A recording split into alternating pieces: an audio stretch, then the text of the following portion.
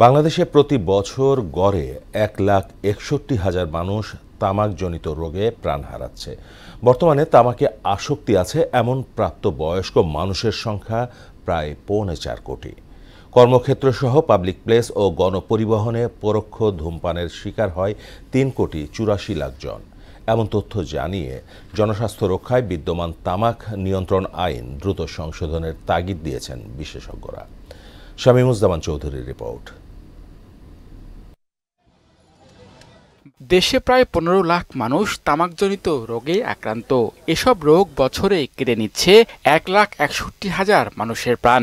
আর্থিক ক্ষতির বিষয়টি তো আছেই। সার্বিক বিবেচনায় তামাক নিয়ে উদ্বিগ্ন বিভিন্ন সংগঠন। ন্যাশনাল হার্ট ফাউন্ডেশন হাসপাতালের রোগতত্ত্ব গবেষণা বিভাগের অধ্যাপক ডাক্তার সোহেল রেজা চৌধুরী জানান, তামাকজাত দ্রব্যের বহুল ব্যবহার হৃদরোগ, ক্যান্সার, বক্ষব্যাধি মৃত্যুর অন্যতম প্রধান কারণ। দেশে তরুণ চিকিৎসকদের নিয়ে তামাক নিয়ন্ত্রণে কাজ চলছে। নতুন যে আইনটা হতে যাচ্ছে ওখানেও পরিষ্কারভাবে ধূমপান হাসপাতালে যেন না করে, তামাকের ব্যবহার হাসপাতাল না হয় সেটা পরিষ্কারভাবে বলা আছে। প্রত্যেকটা পেশেন্ট যারা ভর্তি হয় তাদেরকে আসলে তামাক ব্যবহার করে কিনা এটা সিস্টারে জিজ্ঞাসা করতে হয়, নার্স সিস্টার। এবং তারপরে যদি উনি স্মোকার হন তাকে অ্যাটলিস্ট 2 মিনিট বা 3 মিনিট তাকে ওই সিস্টারই কিছু বক্তব্য, কিছু অ্যাডভাইস দিতেন যে ওনার জন্য স্মোকিংটা ছেড়ে দেন।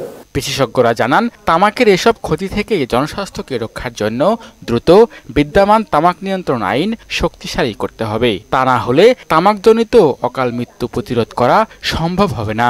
অসংক্রামক রোগে মৃত্যু হয় বাংলাদেশের প্রতি বছর প্রায় 1,61,000 মানুষের। এটা 30-এর কত গুণ, অনেক বেশি, 5-6 গুণ বেশি। তারপরে কিন্তু আমরা এতটা বেশি ভীত না, আমরা এটাকে বেশি গুরুত্ব দিতে চাই না।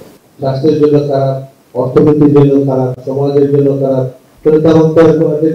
বন্ধ করে দিতে হয়। যার বাসায় একজন এরকম রোগী আছে তিনি জানেন যে একজন হৃদরোগ হয়ে গেলে তার চিকিৎসা, তার ইনভেস্টিগেশন কত এক্সপেন্সিভ।